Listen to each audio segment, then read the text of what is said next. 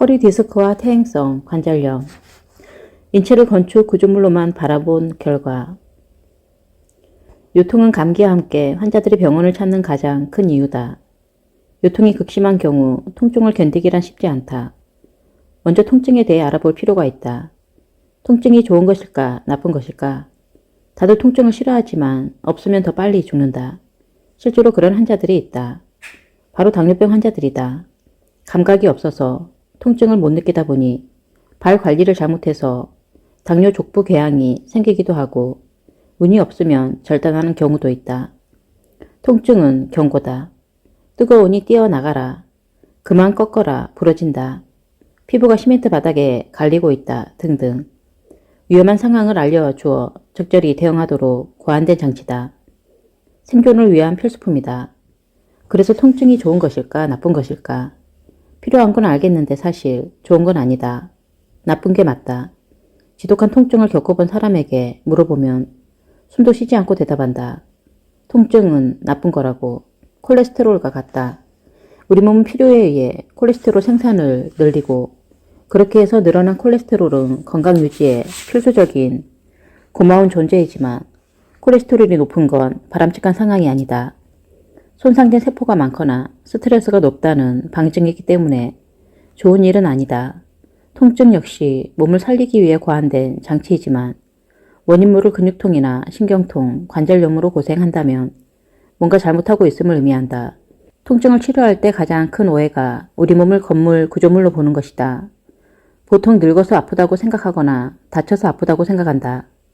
오십견으로 어깨가 아프거나 무릎 혹은 허리가 아프다는 분들을 보면 운동선수도 아니고 농사짓는 것도 아니고 이삿짐 옮긴 것도 아니다. 학창시절에는 발목을 접질려도 일주일이면 나았고 극기훈련 가서 다리에 알 베어도 며칠이면 말끔히 나았는데 나이 들어 생긴 통증들은 쉽게 사라지지 않는다. 왜 그럴까? 염증을 일으키는 원인은 제거하지 않은 채 파스 바르고 침 맞고 마사지에 물리치료 해봤자 소용없기 때문이다. 단지 그때뿐이다. 발톱에 무좀 있다고 약을 계속 발라봤자 무좀이 낫던가? 설탕, 당분 섭취부터 차단하고 발톱부터 뽑아낸 뒤 치료를 시작해야 한다. 요통이나 관절염도 마찬가지다. 내부의 문제를 겉에서만 해결하려고 접근하다 보니 실패할 수밖에 없다. 군대 가서 배 아프다 했더니 배에 빨간 약 발라주더라는 우스갯소리가 있다. 웃을 일이 아니다. 지금 대부분의 통증 치료가 이와 별다르지 않다. 밖에서 치료하지 말고 안에서부터 치료해야 한다. 헐리우드 배우들은 피부 트러블이 생기면 피부과에 가서 레이저 맞고 연고 바르는 게 아니라 디톡스부터 시작한다. 디스크 환자들이 내원하면 레이저로 치료하고 디스크 감압 치료를 하고 물리치료를 한다. 목적은 하나다. 모두 다 염증을 빠르게 낮추기 위한 일환이다. 그런데 치료를 마친 환자가 집에 돌아가서 염증을 일으키는 설탕과 탄수화물을 과다하게 먹는다면 이는 분란 현장 한쪽에선 소화기로 화재를 진압하려 하고 다른 한쪽에선 기름을 붓는 격이다. 불이 꺼질 리 없다. 소염 진통제 역시 마찬가지다. 아프다면서 소염제를 먹고 음식은 염증을 유발하는 것들로만 골라 먹으면 약을 먹어도 소용없다 혹은 약도 별 효과가 없다는 말을 할 수밖에 없는 것이다. 통증의 원인은 예외 없이 염증이다. 어딘가 아프다면 이는 반드시 염증이 있다는 뜻이다. 피부가 찢어져 상처가 나면 백혈구가 상처 부위로 가서 염증 물질을 잔뜩 쏟아놓는다. 그래서 통증을 느낀다. 하지만 아파도 할 수 없다. 외부에 노출된 상처 부위를 박테리아 감염으로부터 지켜내기 위한 면역 시스템의 놀라운 조치다. 그런 염증은 직관적으로 이해하기 쉽다. 그렇다면 특별한 상처나 부상 없이 아픈 것도 염증일까? 역시 염증이다. 허리, 목, 어깨, 무릎, 손가락 관절염이 생기는 이유는 사소한 잘못이 쌓인 결과다. 몸을 충분히 안 움직인 것과 염증을 유발하는 음식을 먹은 것이 잘못이다. 주부들이 간혹 억울해한다. 집안일이 얼마나 힘들고 많은데 운동 부족이라니. 그러나 노동을 운동으로 착각해서는 안 된다. 다치고 상처가 나야 염증이 생기는 것이 아니다. 통증을 이해하려면 염증 반응을 이해하면 된다. 그걸 이해하고 만들어낸 것이 바로 소염 진통제다. 감기에 걸렸을 때 열이 나는 것과 마찬가지로 염증은 불편을 초래하지만 우리를 위해 몸이 일으키는 반응이다. 상처 났을 때나 감염되었을 때 몸을 보호하고 치유하는 장치가 염증이다. 붓는 이유는 문제 있는 부분의 혈관을 확장시켜 영양분과 산소를 공급하고 노폐물을 제거하려는 노력의 일환이다. 그런데 조금만 아프면 왜 염증 반응이 생겼는지에 대한 고민 없이 약국에 가서 소염제를 사 먹거나 병원에 가서 진통제를 처방받는 것이 일상이 돼버렸다. 불편한 증상을 빨리 없애는 것이 최고의 치료라고 생각하는 환자와 의료인이 만났기 때문이다. 우리 몸에서 일어나는 변화는 항상 어떤 목적 아래 일어나는 것임에도 불구하고 고통을 호소하는 환자를 보면 당장의 불편함을 없애주는 처치라도 해주어야 하는 것이 현재 의료인의 입장이다. 그러다 보니 증상에 대응하는 치료들, 즉 대증요법을 필요로 하게 되고 지금은 대증요법이 의료의 대세가 되었다. 그래서 증상이 사라지면 치료도 끝이 난다. 대증요법은 고맙지만 대증요법에서 끝나면 절대로 안 된다. 증상의 원인이 제거되지 않았기 때문에 증상을 억누르는 치료 효과가 끝나는 동시에 더 큰 증상을 일으키는 경우가 많다. 결국 처음에는 한두 알의 약으로도 잘 듣던 증상이었는데 시간이 지나면서 3알, 4알, 나중에는 한 주먹의 약을 먹어도 좀처럼 사라지지 않는 아주 곤란한 상황에 맞닥뜨리게 된다. 손가락 아픈 것이 아무래도 관절염 같다고 하면 과연 손가락만 문제일까? 일반적으로 손가락은 빙산의 일각이다. 고혈압약을 장기 복용한 환자들에게 관절염이 흔하다. 특히 손가락과 팔목 관절염이 심하다. 간 때문이다. 혈압약을 장기 복용하면 약물을 해독하느라 간에 무리가 간다. 간을 해독하는 데 필요한 성분이 황이다. 체내에 황이 충분하지 않을 때 간을 보호하기 위해 관절에 있는 황을 우선 가져다 쓴다. 우리 몸은 중요한 것을 지키기 위해 덜 중요한 신체 부위를 희생시킨다. 생존을 위해 중요한 부위는 대부분 장기다. 간, 신장, 췌장 등. 그러면 덜 중요한 부위는 어디일까? 뼈, 근육, 머리카락, 피부, 손톱, 관절, 호르몬 등이다. 우리 몸은 장기 손상이 오기 전에 덜 중요한 부위들을 기꺼이 희생시킬 준비가 되어 있다. 손가락은 생존에 절대적으로 필요하지 않다. 아무래도 간보다는 덜 중요하다.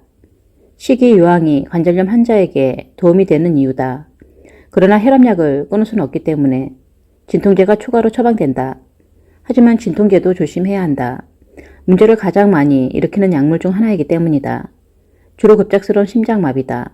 심장마비 예방을 위해 혈압약을 먹기 시작했는데 혈압약 때문에 진통제를 처방받아 먹다가 결국은 예방하고자 했던 심장마비로 사망하는 것이다. 퇴행성 관절염. 관절염 하면 보통 퇴행성 관절염을 말한다. 가장 많이 받는 진단이다. 병원에서 듣는 설명은 연골이 닳아 뼈끼리 부딪혀서 무릎이 아프다고 한다. 복잡하게 설명할 수 없으니까 간단히 대충 설명한다고 한 것인데 실은 다 틀린 말이다. 왜냐하면 연골에는 혈관과 신경이 없기 때문에 통증을 느낄 수 없다. 그래서 글루코사민이나 연골 주사도 사실은 큰 의미가 없다. 혈관이 없으므로 재생이 불가능하기 때문이다. 닳아 없어진 연골이 재생된다는 것은 다 거짓말이다. 엑스레이 사진만 보고 관절이 다 닳아서 아프다고 설명하는 건 역시 완전히 틀린 설명이다. 연골이 다 닳아 없어지는 경우는 없다. 어깨나 무릎의 관절은 100년을 살아도 다 못 쓰고 죽는다. 다만 연골이 수분을 잃고 마르면서 쪼그라든다. 얼굴에 주름지는 정도가 다르듯 사람마다 개인차는 있지만 연골이 줄어드는 것뿐이다. 만에 하나 연골이 하나도 남김없이 싹 없어져 뼈끼리 닿는다 하더라도 통증을 느낄 순 없다. 연골 바로 아래 뼈 조직에는 신경이 없기 때문이다. 이가 썩었을 때 아픈 것은 안에 신경이 있기 때문이다. 뼈가 부러지면 아픈 이유는 뼈 때문이 아니라 뼈를 덮고 있는 골막이 찢어져서다. 골막에 신경이 있기 때문이다. 정확한 진단을 위해 엑스레이가 꼭 필요한 것도 아니다. 병원 가면 눌러보고 만져보고 돌려보고 검사를 통해 인대의 문제인지 건초염인지 관절 문제인지 근육 문제인지 구분이 가능하다. 오히려 지나치게 엑스레이에 의존해서 촉진을 소홀히 하면 오진 확률이 높아진다. 사건을 수사하듯 모든 증거 자료를 펼쳐놓고 퍼즐을 풀어야 한다. 무릎 퇴행성 관절염 환자들 중에는 무릎 연골이 정상인 경우가 더 많다. 훨씬 많다. 무릎이 아픈 이유는 염증 반응 때문이다. 엑스레이에 안 나타나기 때문에 모를 뿐이다. 소염 진통제를 먹으면 통증이 감소하는 이유가 바로 통증의 원인이 염증이라는 뜻이다. 연골에 어떤 조치를 취한 게 아니라 염증을 낮추는 치료를 했을 뿐인데 통증이 완화된다. 그런데 여기서 문제가 생긴다. 안 아프면 나았다고 생각한다. 염증 반응만 제거한 것일 뿐 원인이 된 근육인데 관절 조직이 회복된 게 아니므로 재발하는 경우가 많다. 재발이 반복될수록 강도는 점점 심해져서 호전이 불가능한 시기에 이르기도 한다. 무릎 인공관절 교체 수술을 한 사람 중에도 얼마 지나지 않아 다시 아픈 경우가 많다. 염증 반응이 심했던 부분은 수술로 제거되었지만 남아있던 염증 반응이 수술 후 다시 작용하기 때문이다. 특히 식습관이나 생활습관이 수술 전으로 달라진 것이 없다면, 즉 계속해서 염증을 일으키는 음식을 먹고 생활한다면 통증은 더 빨리 돌아온다. 오십견. 우리에게 익숙한 오십견은 사실상 진단명이 아니다. 그냥 50대에 흔하고 어깨를 움직이지 못하는 증상이 보이는 경우를 통칭해서 부르는 말이다. 못 움직이니까 미국에서는 동결견이라고 부른다. 어깨를 감싸고 있는 관절 주머니, 즉 관절낭의 용적이 줄어들어 생기는 것은 관절낭염이라 부른다.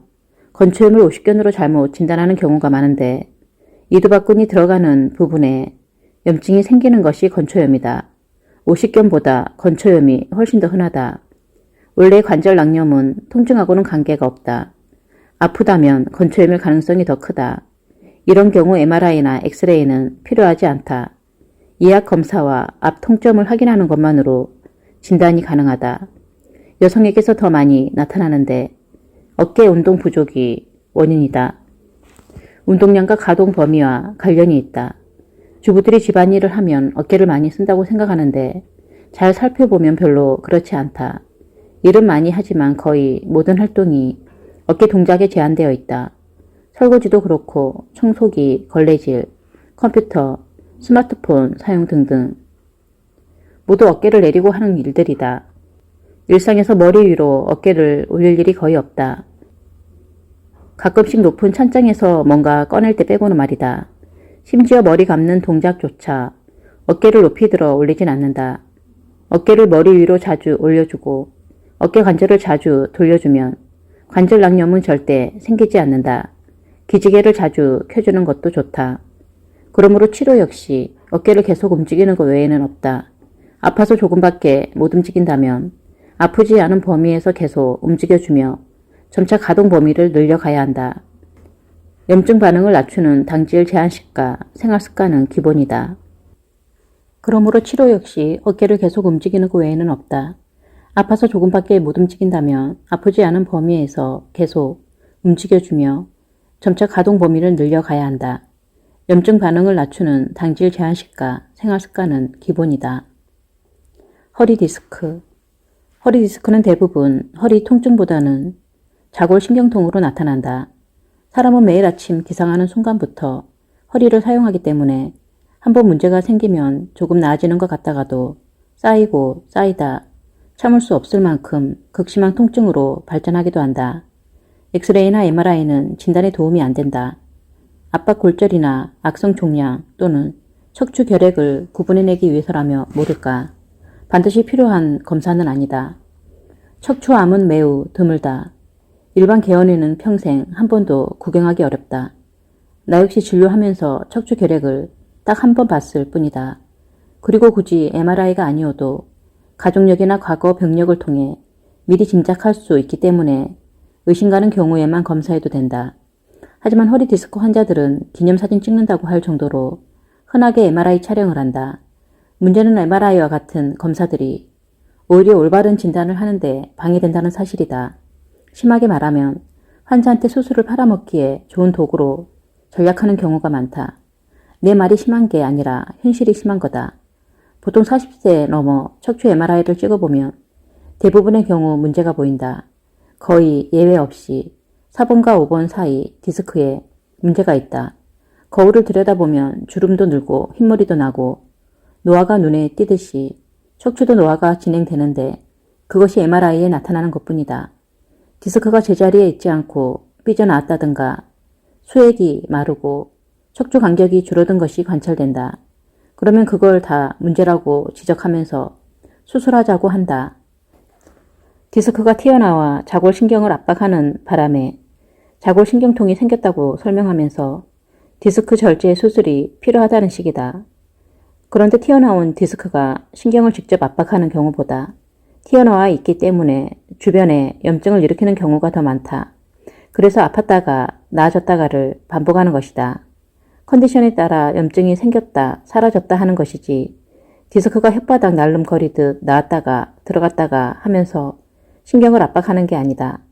소염 진통제나 스테로이드 주사로 통증을 낮출 수 있는 것도 바로 통증의 원인이 염증이기 때문이다. 디스크로 인한 물리적 압박이라면 계속해서 아파야 한다. 허리 수술을 해서 나아지는 경우는 10에서 15%에 불과하다. 성공 확률이 너무 낮다. 환자들은 70에서 80% 좋아진다는 설명을 듣지만 단기적인 효과에 그친다. 90%는 1년 후 통증이 재발한다. 게다가 척추 수술 환자 중 1%는 마취 사고로 사망하거나 중증 합병증이 생겨 평생 가는 장애를 얻기도 한다. 수술 실패가 얼마나 흔한지 잘못된 허리 수술 증후군이라는 진단 코드가 있다. 척추 수술을 많이 하고 성공률이 어떻다고 자랑하는 병원은 일단 의심하면 된다. 허리 디스크의 파랄은 감기처럼 자연적으로 낫는다. 수술 안 해도 좋아질 환자에게 돈벌이를 위해 수술을 권하는 것이다. 서울 아산병원 정형외과 이춘선 교수의 말이다.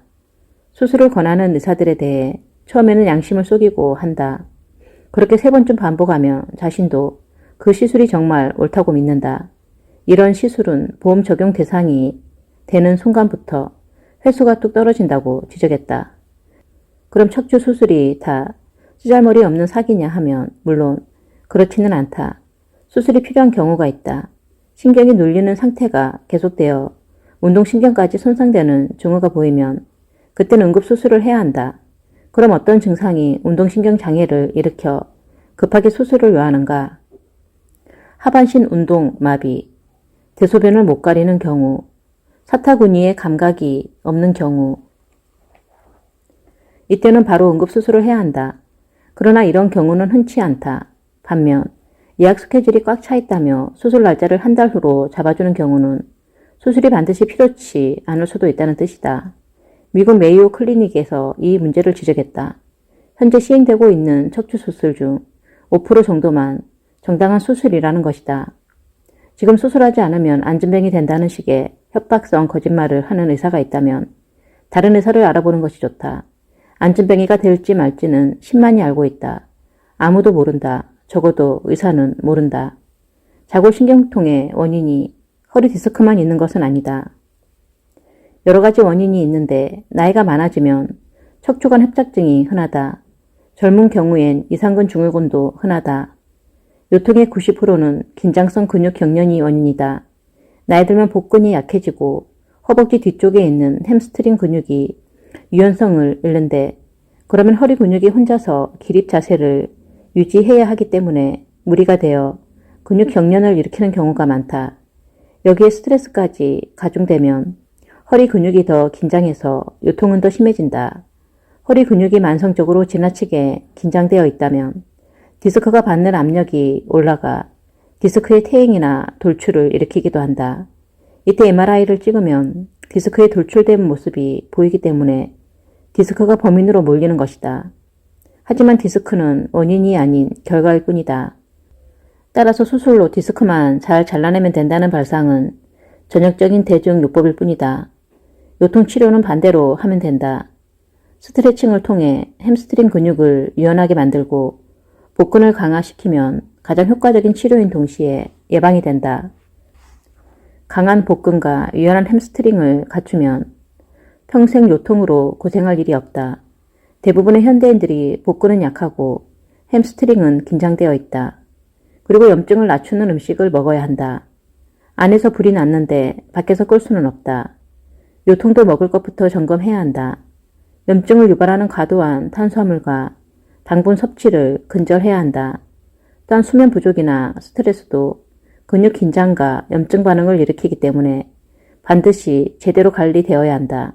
염증을 낮추는 식이유황, 오메가3, 커큐민과 근육을 이완시키는 길초근, 식이초, 마그네슘도 도움이 된다.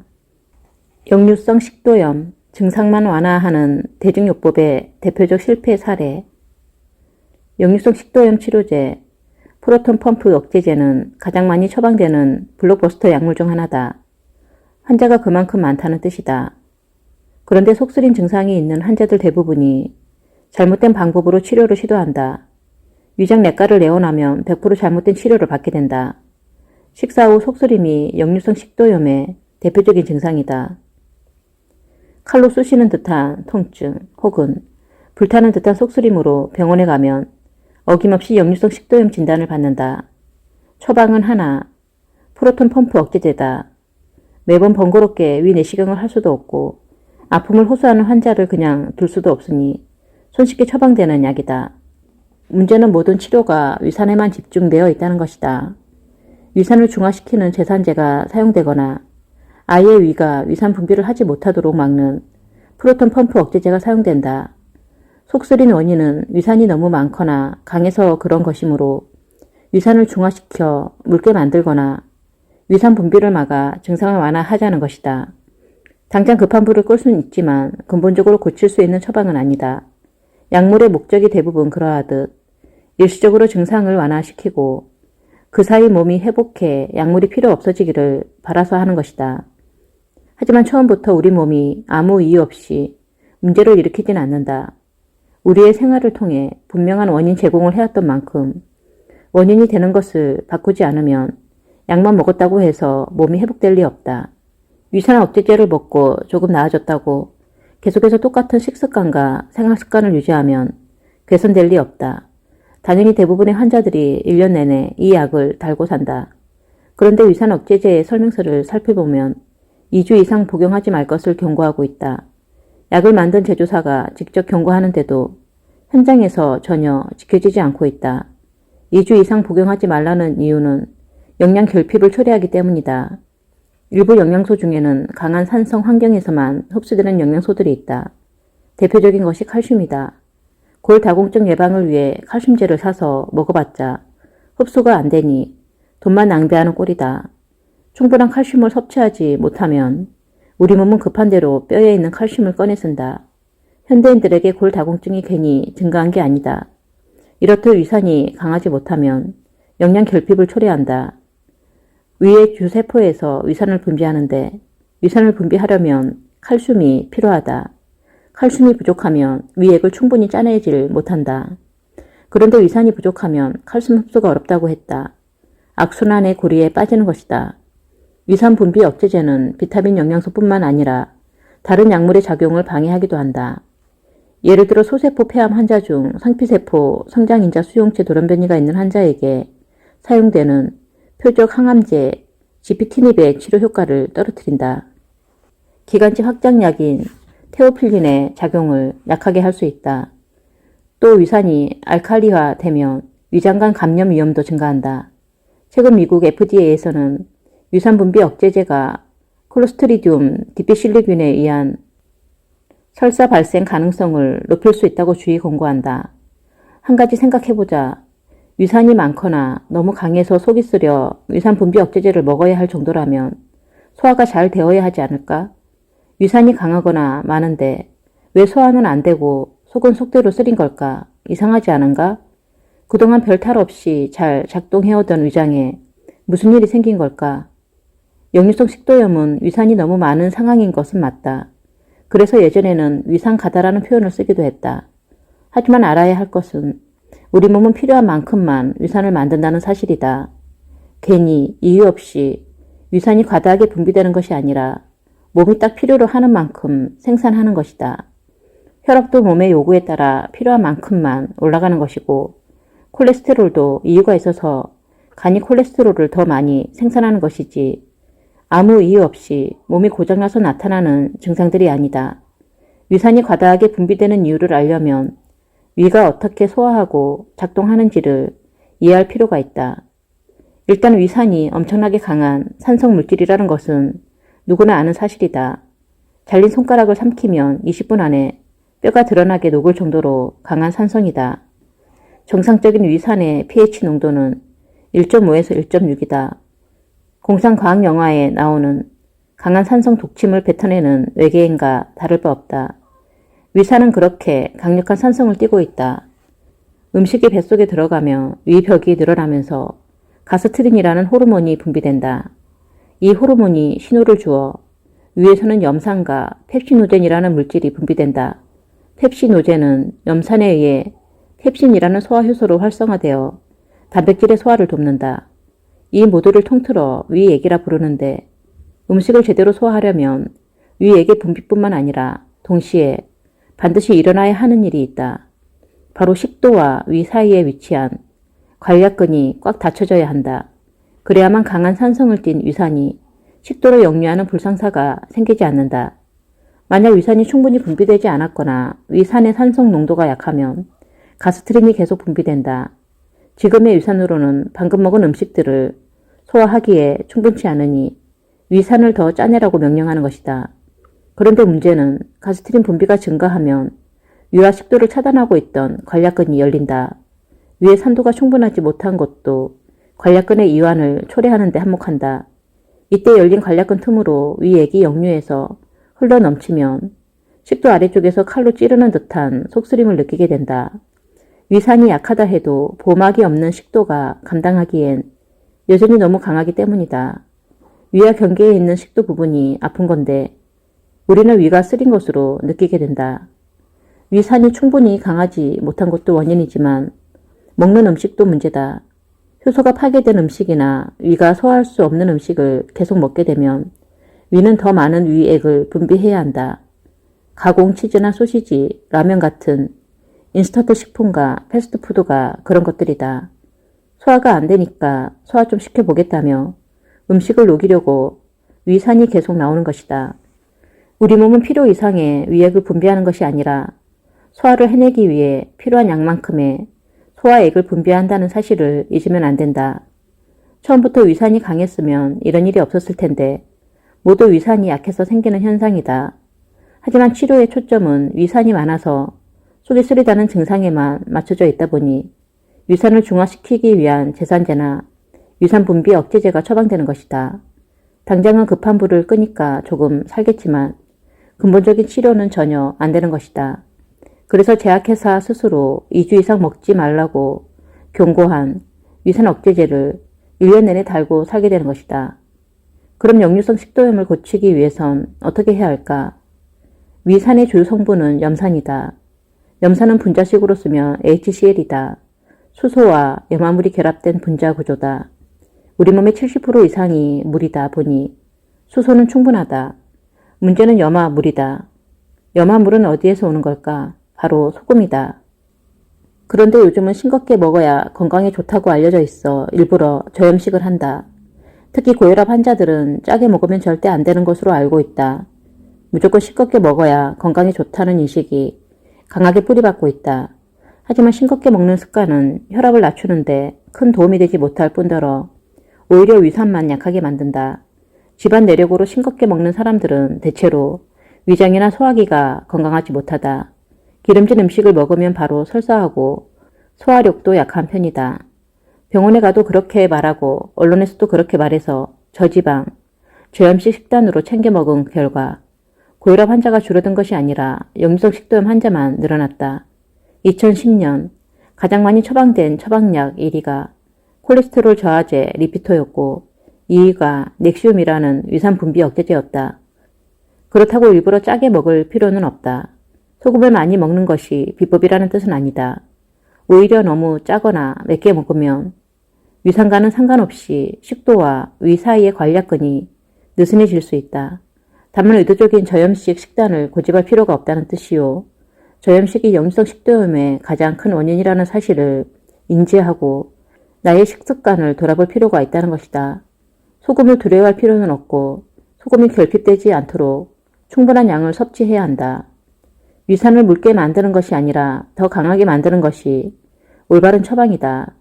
제산제나 위산분비 억제제를 먹을 일이 아니라 식사 때마다 반대로 염산이나 펩신 소화 효소를 먹는 게 낫다. 또한 위산 분비를 촉진하는 비타민 B, 마그네슘, 아연, 칼슘을 충분히 섭취해야 한다.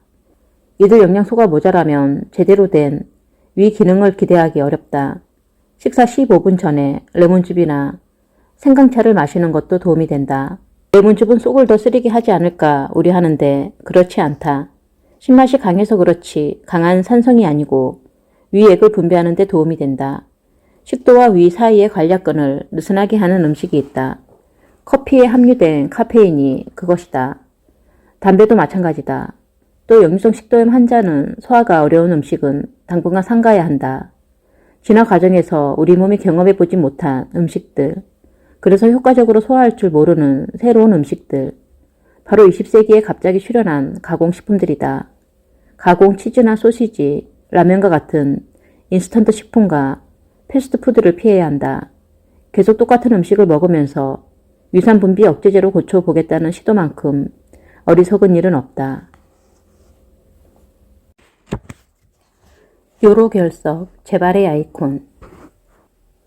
요로결석의 고통은 겪어본 사람만 안다. 보통 아픈 게 아니라 찢어지듯 아프고 많은 경우 응급실로 달려가야 한다. 흔히 애 낳는 것보다 아프다라고 표현한다. 특이하게 밤이나 새벽에 시작되면 더 아프고 낮에 시작되면 덜 아픈 경향이 있다. 마약성 진통제를 필요로 한다. 경험 있는 환자들은 진통이 시작되면 한눈에 알아챈다. 점점 심해진다는 걸 잘 알고 있고 극심한 통증에 시달렸던 경험이 있기 때문에 공포로 식은땀이 흐르기 시작한다. 보통 2시간 경과 때 통증이 극에 달하고 짧게는 3시간에서 길게는 8시간 동안 진통이 지속된다. 경험이 없는 사람은 요로가 오른쪽과 왼쪽, 양쪽에 있고 위아래로 길게 늘어져 있다 보니 다른 장기의 통증과 헷갈리는 경우가 많다. 위쪽에 문제가 생겼을 때 오른쪽이면 담낭염, 왼쪽이면 췌장이지만 위궤양이나 위염과 헷갈릴 수 있다. 중간에서 문제가 생겼을 때 오른쪽은 맹장염, 왼쪽은 개실염과 혼동되기도 한다. 일단 허리가 아프고 양쪽으로 방사통이 느껴지며 열이 나기도 한다. 환자의 50%는 현기증을 느끼고 토하기도 하며 85%는 소변에서 피가 섞여 나온다. 미세 혈뇨라 눈에 잘 안 보이는 경우가 대부분이다. 아프다가 통증이 멈추면 돌이 빠져나온 것이다. 보통 돌의 크기가 4mm 정도 이하일 때는 자연 배출이 가능하지만 그 이상이면 체외 충격파로 돌을 부수어 빼내거나 수술이 필요하다. 자연 배출은 하루 3리터 이상의 물을 마시고 걷고 뛰거나 줄넘기를 권하고 미국에선 크랜베리 주스 마시는 것이 민간요법인데 사실 한계가 있다. 진단은 증상을 본 뒤 의료진이 판단하고 초음파나 엑스레이를 통해 확진한다. 그런데 잘 안 보일 때도 있고 돌 성분이 칼슘이 아니라 가끔 요산인 경우 엑스레이로도 안 보이는 수가 있다. 영상 촬영은 진단을 위해서가 아니라 체외 충격파나 수술할 때 정확한 위치를 알기 위해 필요하다. 어쨌든 수술은 급성 통증이 발생했을 때의 응급조치이고 중요한 것은 원인을 알아야 재발을 막는다는 것이다. 결석으로 진통을 겪었던 사람 중 50%가 5년 내에 재발한다. 당장 통증이 사라졌다고 해서 원인 제거에 관심을 기울이지 않는다면 5년 내에 또다시 고통을 겪거나 재수술을 해야 할 가능성이 크다는 것이다. 요로결석은 주로 20에서 40대 남성에게서 발병하는데 의학적 원인으로 유전적 요인과 칼슘 가다를 주목한다. 하지만 실제로는 칼슘 가다가 아니라 오히려 만성적인 칼슘 결핍이 원인이다. 칼슘은 지구상에서 가장 흔한 미네랄 중 하나로 음식을 통해 섭취할 수 있다. 쉽게 결핍되지는 않는다. 하지만 인체 역시 많은 양의 칼슘을 다양하게 사용하므로 충분한 양을 섭취해야 한다. 불행히도 요즘 음식은 칼슘이 많이 줄어들었다. 있다 해도 흡수가 잘 안 된다. 우유의 경우 좋은 살균법을 거치면서 칼슘이 흡수되지 않은 형태로 변질된다. 그리고 고온에 살균하면 우유만의 효소가 파괴되어 소화와 흡수 모두 어려워진다.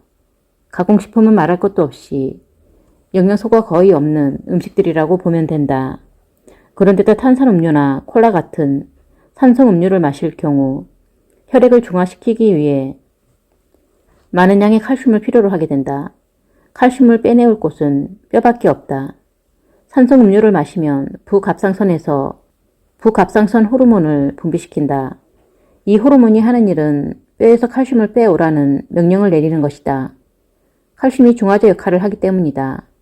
또 혈중에 충분한 칼슘이 있어야 혈압을 유지하고 심장도 제대로 뛰고 뇌도 제 기능을 할 수 있으니까 우리 몸은 심장을 건강하게 유지하기 위해 기꺼이 뼈를 희생시키는 것이다. 뼈에서 빠져나온 가다한 칼슘이 다시 뼈로 돌아가려면 마그네슘, 비타민 D, 비타민 K와 같은 영양소들이 필요하다. 이들 영양소가 부족하면 칼슘은 뼈로 돌아가지 못하고 혈관을 타고 돌아다니다 신장의 모세 혈관에 걸려 막히는 상황이 발생한다. 신장의 주 역할이 소변을 걸러내는 필터 기능이다 보니 좁은 통로를 지나던 칼슘이 결석을 형성하기 좋은 구조다. 신장은 다량의 칼슘을 장기간 계속 필터링할 수 있는 능력이 안 된다. 당뇨 환자들의 경우 이 필터에 당이 걸려 신장이 망가지면 신장 이식이나 투석을 하게 되는 것과 마찬가지다. 평소 칼슘이 충분했다면 부갑상선 호르몬이 오작동을 일으킬 일도 없었을 것이다. 굳이 뼈에서 칼슘을 빼올 필요도 없다. 따라서 요로 결석은 오랫동안 이어져온 만성적인 칼슘 결핍이 원인이다. 이때 병원에 가서 피 검사를 하면 어떻게 나올까? 혈중 칼슘이 엄청 높게 나온다. 요로 결석의 주 성분이 칼슘이고 피 검사에서도 칼슘 수치가 높게 나오니 의사는 칼슘제를 먹지 말라고 충고한다. 우유나 유제품처럼 칼슘 함유량이 높은 음식도 피하라고 한다. 과도한 칼슘이 원인이라고 판단하는 것이다. 혈중 칼슘 농도가 높은 이유는 칼슘 섭취가 많아서가 아니라 오히려 부족해서다. 그럼 어떻게 신체 환경을 개선해야 할까? 셀레늄과 마그네슘 섭취가 도움이 된다. 그리고 평소 칼슘 섭취를 늘려야 한다. 칼슘 섭취만큼 중요한 것이 과다한 산성 음식을 다량으로 자주 먹는 것을 피해야 한다. 주로 탄산음료다. 요로 결석이 50% 이상 재발하는 이유는 돌 생기는 체질이 따로 있어서가 아니라 칼슘 부족과 산성 음식을 즐겨 먹는 식습관이 바뀌지 않았기 때문이다. 특이하게도 생물학적으로 가장 활발한 20에서 40대 남성에게서 흔한 이유가 그 때문이다. 특히 부실하게 끼니를 때우는 젊은 미혼 남성이 주를 이룬다. 요로 결석 진통이 시작됐는데도 응급실에 갈 수 없는 상황이라면 다음과 같은 자연 요법들이 도움이 된다. 레몬주스, 올리브유, 천연 사과 식초가 돌을 빼내는 데 도움이 되고 허브 중에는 메발톱 나무와 벨라돈나가 큰 도움이 된다. 이들은 요리에도 쓰이고 약초로도 쓰이며 가격도 저렴한 편이다. 그리고 무엇보다 칼슘 섭취를 늘려주면 손쉽게 요로 결석을 배출할 수 있다. 심지어 아프지 않고 모르는 사이에 빠져나갈 수도 있다. 요로 결석으로 응급실에 다녀와 3주 뒤 수술 날짜를 잡고 기다리던 환자가 있었다. 수술을 기다리는 동안 레몬주스와 셀레늄, 마그네슘, 칼슘을 복용하고 수술 전에 다시 CT 촬영을 했는데 돌이 모두 사라졌다. 언제 빠져나갔는지도 모르게 빠져나간 것이다. 우울증, 마이클 잭슨과 휘트니 휴스턴. 최근 들어 가장 급격히 증가한 질환 중 하나가 우울증이다.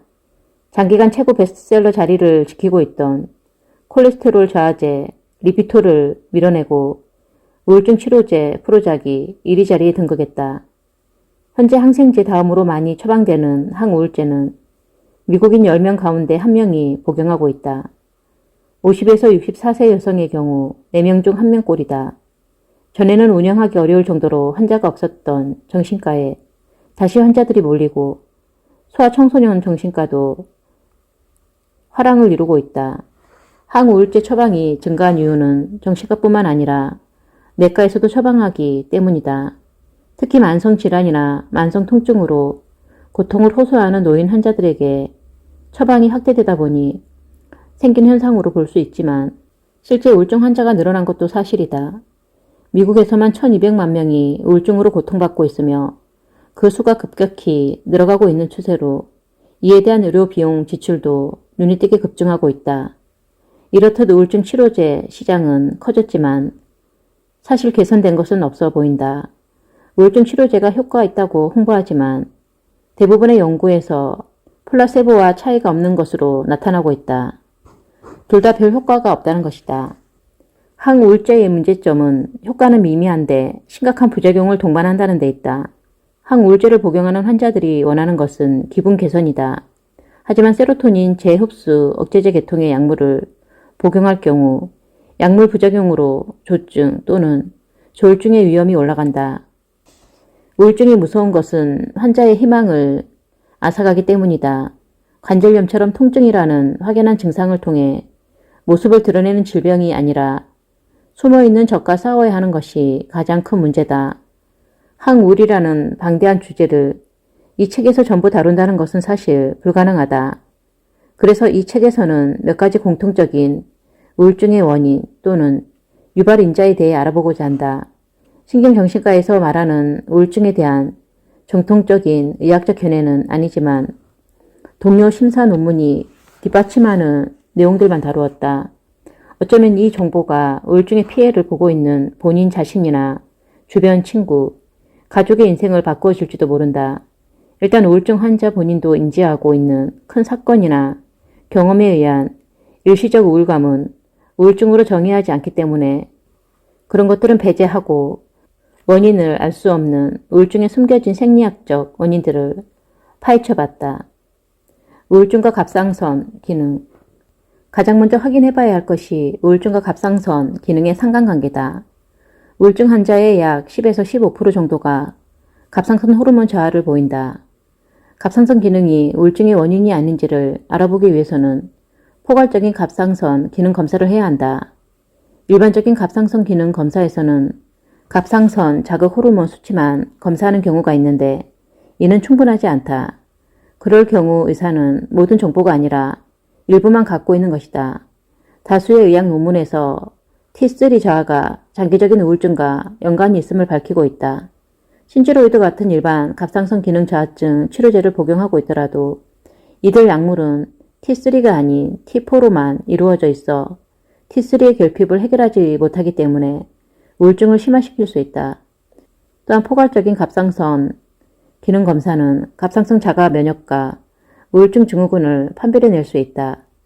갑상선 과산화효소 항체의 수치가 높은 여성은 우울증에 걸릴 확률이 높다. 최근 독일의 한 연구에서는 우울증이 반복될 경우 TSH, T3, T4 수치뿐만 아니라 항체 검사를 포함한 갑상선의 자가 면역성까지 검사할 것을 권고하고 있다. 그러므로 필요한 경우 환자 입장에서 의사에게 요청해야 한다. 단순한 TSH 수치에만 안주할 수 없다. 원인물을 우울증의 원인이 단순한 갑상선 기능 저하 때문이라는 중요한 사실을 알아낼 수도 있기 때문이다. 우울증과 부신 기능. 과학자들은 의외의 장소에서 우울증의 원인을 찾아냈다. 스트레스를 관리하는 우리 몸의 장치 중 우울증과 밀접하게 관련 있는 곳이 발견된 것이다. 바로 시상하부, 뇌하수체, 부신축이다. 이름 그대로 시상하부와 뇌하수체, 그리고 부신계로 이어지는 복잡한 스트레스 제어 시스템이다. 시상하부는 신체 기능을 담당하는 뇌의 일부로 감정, 행동, 통증, 쾌락, 중추를 포함한다. 뇌하수체는 앞쪽에 위치한 뇌하수체 전엽과 뇌하수체 후엽으로 뚜렷이 구분되는데 우울증과 관련해서는 뇌하수체 전엽에 집중할 필요가 있다. 뇌하수체 전엽은 6가지 중요한 호르몬을 분비한다. 6가지 호르몬 모두 건강과 관련해 중요한 역할을 담당하고 있는데 그 중에서 우울증과 관련된 호르몬은 부신피질 자극 호르몬이다. 부신피질 자극 호르몬은 이름 그대로 부신피질을 자극해 부신으로 하여금 스트레스와 관련된 2가지 중요한 호르몬을 분비시키도록 명령을 내리는데 바로 코르티솔과 DHEA다. 우울증을 겪는 환자의 체내에서는 다음과 같은 생리 현상이 일어난다. 극심한 우울감을 겪게 되면 시상하부에 신호가 간다. 내 하수체를 깨워 호르몬을 분비하라는 신호다.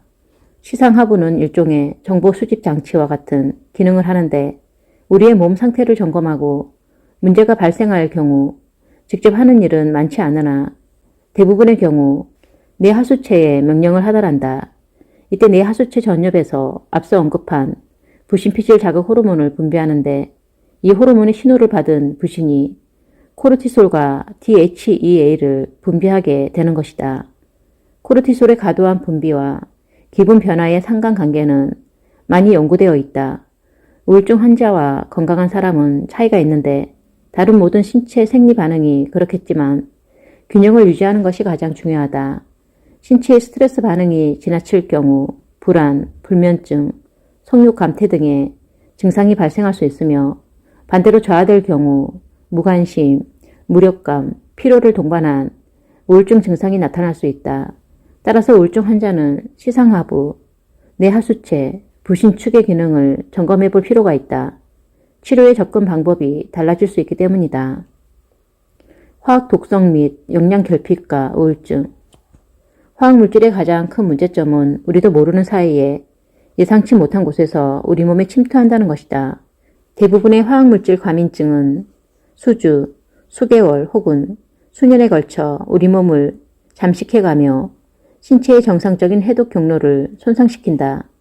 새집 증후군과는 별개의 증상으로 새 카펫을 깔거나 새 페인트를 칠하거나 새 집에 이사한 후 갑자기 우울증이 시작되는 경우가 있다.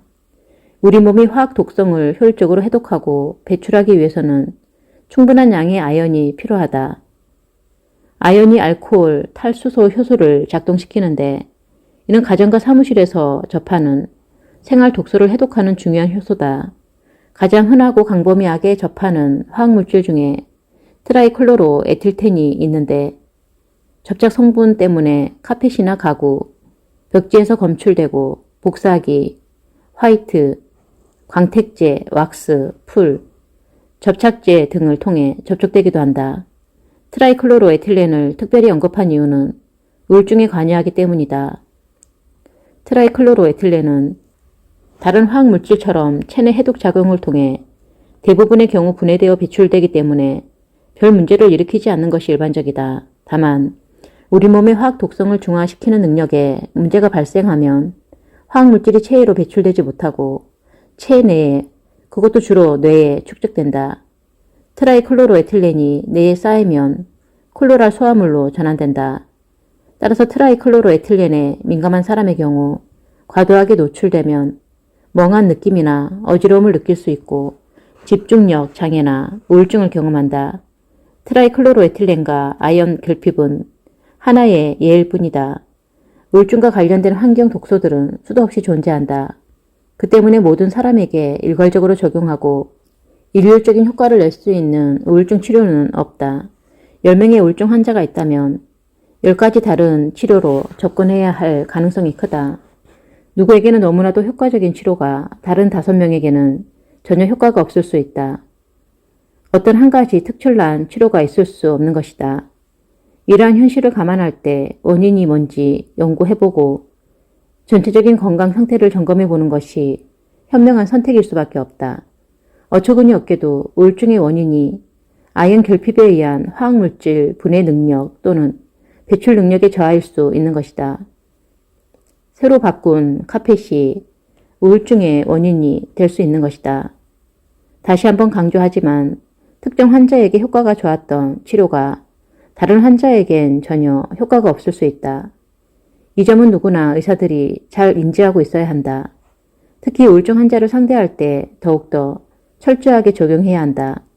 실험을 통해 효과가 재현되었고 3상 임상 시험을 통해 안정성과 효과를 인정받아 승인받은 약이라 해도 모든 환자들에게 일률적으로 적용할 수 있다는 천진난만한 생각을 버려야 한다. 천진난만이 아닌 위험천만한 생각이기 때문이다. 개인의 차이를 고려하지 않은 모든 이에게 효과가 있는 만병통치약은 없다. 애석하게도 많은 의사들이 건강보조식품이나 자연식품에는 이러한 의심의 원칙을 잘 적용하지만 처방약의 경우에는 지나친 신뢰를 보여주고 있다. 결국 의사가 환자를 진료하고 상담하는데 진이 빠질 정도로 심혈을 기울이는 수밖에 없다. 환자 개인마다 심도 있게 질문해야 하고 환자의 질문에 대답해 줄 수 있어야 한다. 그래야 갑상선 기능 저하를 해야 할지 부신 기능 검사를 해야 할지 판단할 수 있기 때문이다. 혹은 어떤 환자의 경우 화학 독성 검사나 영양 결핍 여부를 확인하는 것이 올바른 접근이 될 수 있다. 하지만 지금의 의료 체계와 수가 정책 아래서는 현실적으로 불가능하다. 어찌되었건 의학적 명탐정처럼 이런 것들을 점검하지 않고 곧바로 항우울제를 처방하는 것은 섣부른 치료이고 기준 미달 치료에 불과하다. 만약 화학 독성이나 영양 결핍에 의한 우울증이 의심될 경우 그 밖에 점검해 봐야 할 것들로는 다음과 같다. 탄수화물의 섭취가 과하지는 않은가? 당분, 특히 과당, 곡물 섭취를 줄일 필요가 있다. 가공식품 섭취. 과자가 우울증을 증가시킨다는 연구는 많다. 식품 첨가물이 뇌와 정신 상태에 영향을 끼칠 수 있다. 식품과 정신 건강의 상관관계는 윌리엄 더프티의 슈거 블루스에서 자세히 다루고 있다. 프로바이오틱스. 대장에 있는 유산균과 프로바이오틱스는 단순히 배변 문제나 면역력에만 관여하는 것이 아니다. 장과 뇌의 상관관계는 많이 연구되어 있다. 건강한 장내 환경은 건강한 정신 상태를 갖기 위한 기본이다. 발효식품을 통해 유산균 섭취를 늘리는 것이 큰 도움이 된다. 비타민 B12 결핍이 우울증에 기여할 수 있다. 따라서 비타민 B12 섭취를 늘려야 한다. 비타민 D 역시 결핍되거나 불충분하면 안 되는 비타민이다. 비타민 D는 햇빛을 통해 피부가 직접 생성해내는 일종의 호르몬이다. 기분 상태에 크게 관여한다. 비타민 D가 부족한 사람들이 정상인 사람들에 비해 우울증에 걸릴 확률은 11배나 높다. 동물성 오메가3 지방 섭취가 우울증 예방이나 감소에 도움이 될 수 있다. 우리 뇌의 60%는 지방으로 이루어져 있다. 동물성 지방 DHA와 EPA가 뇌 기능과 정신 건강에 도움이 된다. 하버드 의대 정신과 전문의 스톨 박사는 우울증 치료에 오메가3를 사용한 이 분야의 선구자다. 소금, 나트륨 결핍은 우울증과 비슷한 증상을 나타낸다. 저염식이 우울증의 원인이 될 수도 있는 것이다. 다행히 결핍증은 간단하게 먹어주면 해결된다는 것이다. 물론 이왕이면 건강한 소금으로 먹기를 추천한다. 운동은 우울증 극복을 위한 가장 효율적인 전략 중 하나다. 수면. 우울증 때문에 잠 못 이루는 경우가 많지만 잠이 부족하면 우울증의 위험이 증가한다. 한번 시작되면 끊기 어려운 악순환의 고리에 빠질 수 있다. 우울증의 원인은 너무 다양해서 치료가 어려운 것이 현실이다. 바꿔 말하면 엉뚱한 곳에 답이 있을 수 있기 때문에 원인이 될 만한 것들을 모두 점검해봐야 한다. 의사를 만나기 전에 미리 위 사항 중 해당되는 것이 있는지 살펴보면 스스로 답을 찾아낼 수 있다는 의미다. 물론 한 번의 비타민 D 섭취로 완전히 해결되는 것은 무리이겠지만 어차피 부작용 위험이 넘치는 단 한 알의 조제약으로도 모든 것을 해결할 수 없는 현 상황에서 시도해보지 않을 이유는 없다.